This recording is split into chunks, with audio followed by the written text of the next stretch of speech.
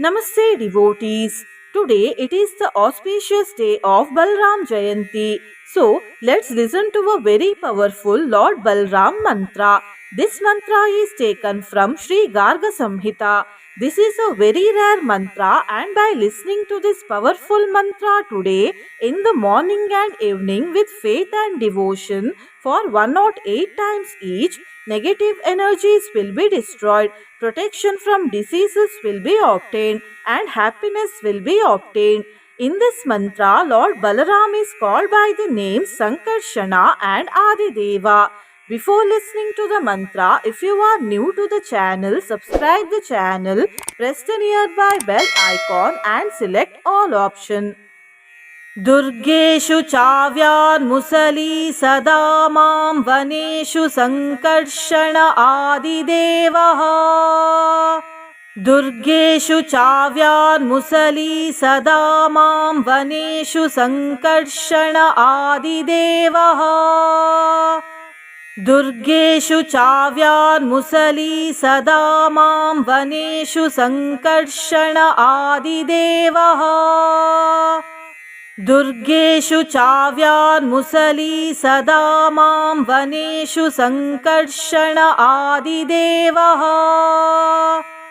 दुर्गेषु चाव्यान्मुसली सदा मां वनेषु सङ्कर्षण आदिदेवः दुर्गेषु चाव्यान्मुसली सदा मां वनेषु सङ्कर्षण आदिदेवः दुर्गेषु चाव्यान्मुसली सदा मां वनेषु सङ्कर्षण आदिदेवः दुर्गेषु चाव्यान्मुसली सदा मां वनेषु सङ्कर्षण आदिदेवः दुर्गेषु चाव्यान्मुसली सदा मां वनेषु सङ्कर्षण आदिदेवः दुर्गेषु चाव्यान्मुसली सदा मां वनेषु सङ्कर्षण आदिदेवः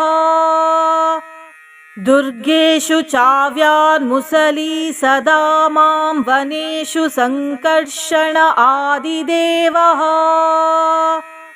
दुर्गेषु चाव्यान्मुसली सदा मां वनेषु सङ्कर्षण आदिदेवः दुर्गेषु चाव्यान्मुसली सदा मां वनेषु सङ्कर्षण आदिदेवः दुर्गेषु चाव्यान्मुसली सदा मां वनेषु सङ्कर्षण आदिदेवः दुर्गेषु चाव्यान्मुसली सदा मां वनेषु सङ्कर्षण आदिदेवः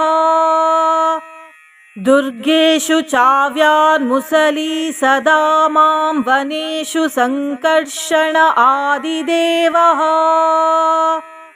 दुर्गेषु चाव्यान्मुसली सदा मां वनेषु सङ्कर्षण आदिदेवः दुर्गेषु चाव्यान्मुसली सदा मां वनेषु सङ्कर्षण आदिदेवः दुर्गेषु चाव्यान्मुसली सदा मां वनेषु सङ्कर्षण आदिदेवः दुर्गेषु चाव्यान्मुसली सदा मां वनेषु सङ्कर्षण आदिदेवः दुर्गेषु चाव्यान्मुसली सदा मां वनेषु सङ्कर्षण आदिदेवः दुर्गेषु चाव्यान्मुसली सदा मां वनेषु सङ्कर्षण आदिदेवः दुर्गेषु चाव्यान्मुसली सदा मां वनेषु सङ्कर्षण आदिदेवः दुर्गेषु चाव्यान्मुसली सदा मां वनेषु सङ्कर्षण आदिदेवः दुर्गेषु चाव्यान्मुसली सदा मां वनेषु सङ्कर्षण आदिदेवः दुर्गेषु चाव्यान्मुसली सदा मां वनेषु सङ्कर्षण आदिदेवः दुर्गेषु चाव्यान्मुसली सदा मां वनेषु सङ्कर्षण आदिदेवः दुर्गेषु चाव्यान्मुसली सदा मां वनेषु सङ्कर्षण आदिदेवः दुर्गेषु चाव्यान्मुसली सदा मां वनेषु सङ्कर्षण आदिदेवः दुर्गेषु चाव्यान्मुसली सदा मां वनेषु सङ्कर्षण आदिदेवः दुर्गेषु चाव्यान्मुसली सदा मां वनेषु सङ्कर्षण आदिदेवः दुर्गेषु चाव्यान्मुसली सदा मां वनेषु सङ्कर्षण आदिदेवः दुर्गेषु चाव्यान्मुसली सदा मां वनेषु सङ्कर्षण आदिदेवः दुर्गेषु चाव्यान्मुसली सदा मां वनेषु सङ्कर्षण आदिदेवः दुर्गेषु चाव्यान्मुसली सदा मां वनेषु सङ्कर्षण आदिदेवः दुर्गेषु चाव्यान्मुसली सदा मां वनेषु सङ्कर्षण आदिदेवः दुर्गेषु चाव्यान्मुसली सदा मां वनेषु सङ्कर्षण आदिदेवः दुर्गेषु चाव्यान्मुसली सदा मां वनेषु सङ्कर्षण आदिदेवः दुर्गेषु चाव्यान्मुसली सदा मां वनेषु सङ्कर्षण आदिदेवः दुर्गेषु चाव्यान्मुसली सदा मां वनेषु सङ्कर्षण आदिदेवः दुर्गेषु चाव्यान्मुसली सदा मां वनेषु सङ्कर्षण आदिदेवः दुर्गेषु चाव्यान्मुसली सदा मां वनेषु सङ्कर्षण आदिदेवः दुर्गेषु चाव्यान्मुसली सदा मां वनेषु सङ्कर्षण आदिदेवः दुर्गेषु चाव्यान्मुसली सदा मां वनेषु सङ्कर्षण आदिदेवः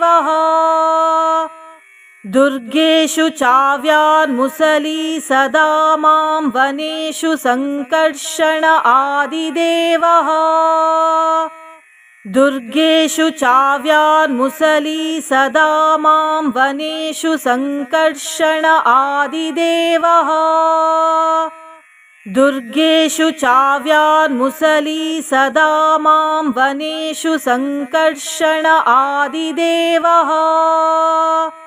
दुर्गेषु चाव्यान्मुसली सदा मां वनेषु सङ्कर्षण आदिदेवः दुर्गेषु चाव्यान्मुसली सदा मां वनेषु सङ्कर्षण आदिदेवः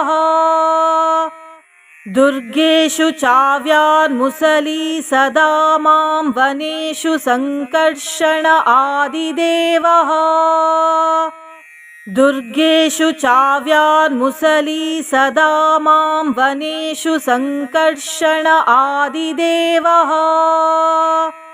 दुर्गेषु चाव्यान्मुसली सदा मां वनेषु सङ्कर्षण आदिदेवः दुर्गेषु चाव्यान्मुसली सदा मां वनेषु सङ्कर्षण आदिदेवः दुर्गेषु चाव्यान्मुसली सदा मां वनेषु सङ्कर्षण आदिदेवः दुर्गेषु चाव्यान्मुसली सदा मां वनेषु सङ्कर्षण आदिदेवः दुर्गेषु चाव्यान्मुसली सदा मां वनेषु सङ्कर्षण आदिदेवः दुर्गेषु चाव्यान्मुसली सदा मां वनेषु सङ्कर्षण आदिदेवः दुर्गेषु चाव्यान्मुसली सदा मां वनेषु सङ्कर्षण आदिदेवः दुर्गेषु चाव्यान्मुसली सदा मां वनेषु सङ्कर्षण आदिदेवः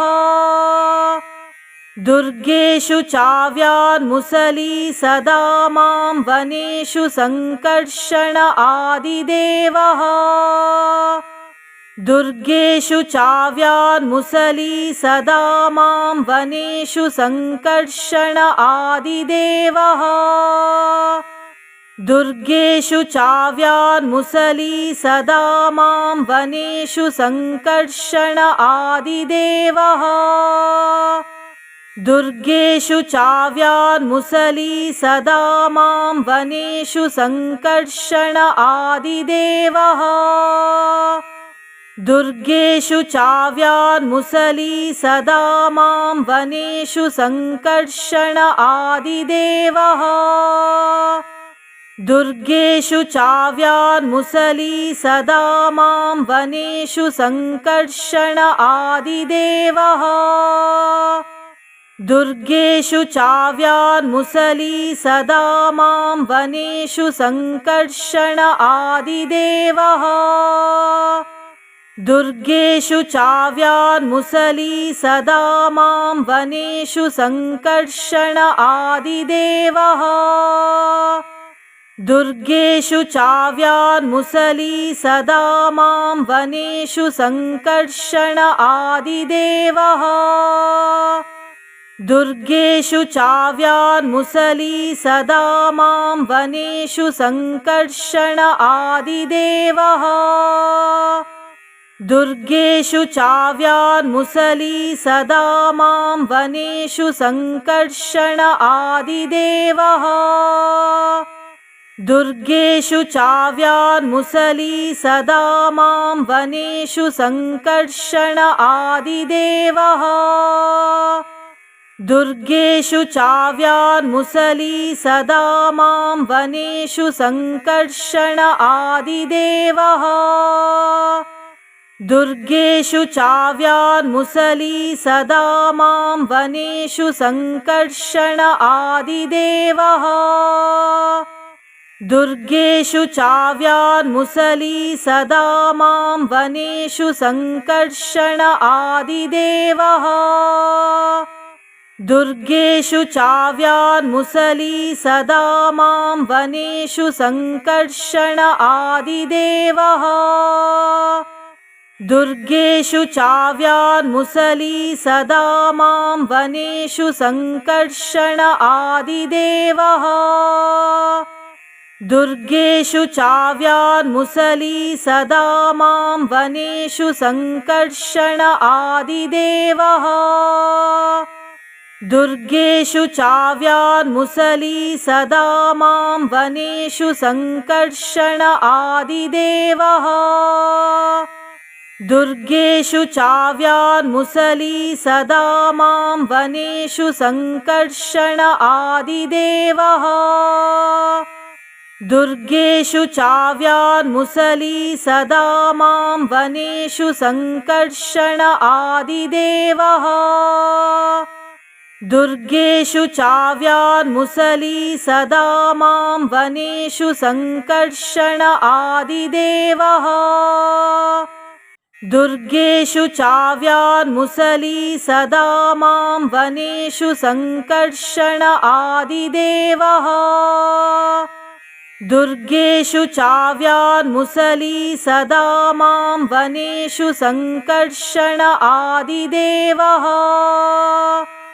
दुर्गेषु चाव्यान्मुसली सदा मां वनेषु सङ्कर्षण आदिदेवः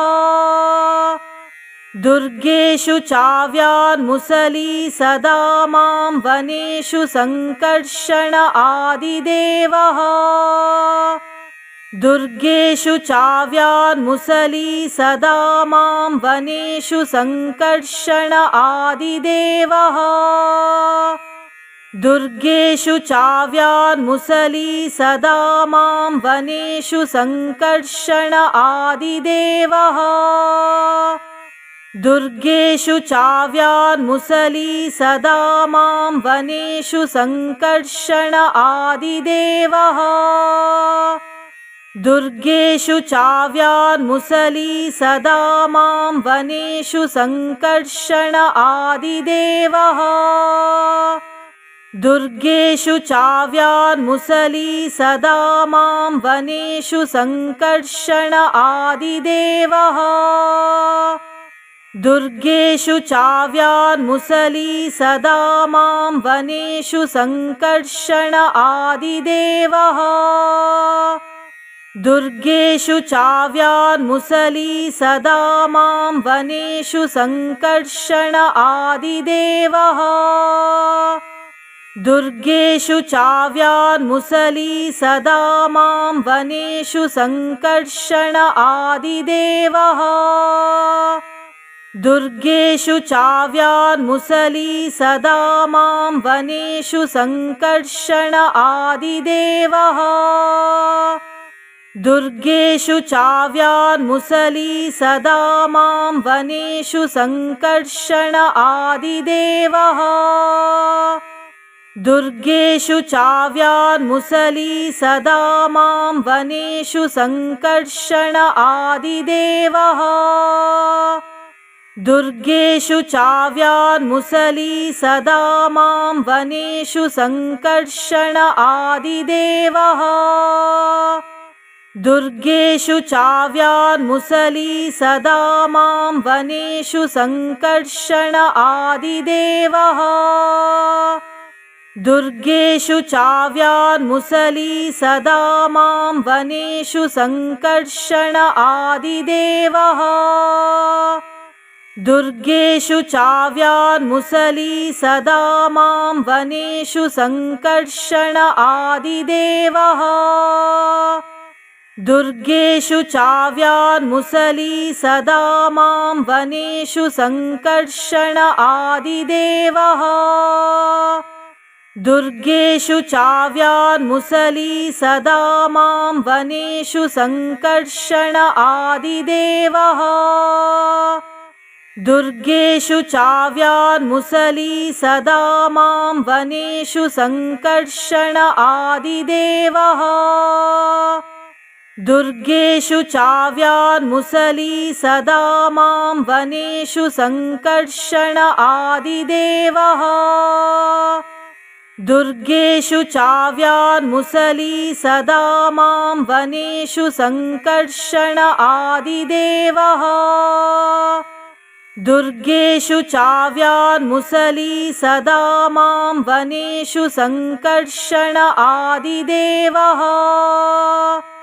दुर्गेषु चाव्यान्मुसली सदा मां वनेषु सङ्कर्षण आदिदेवः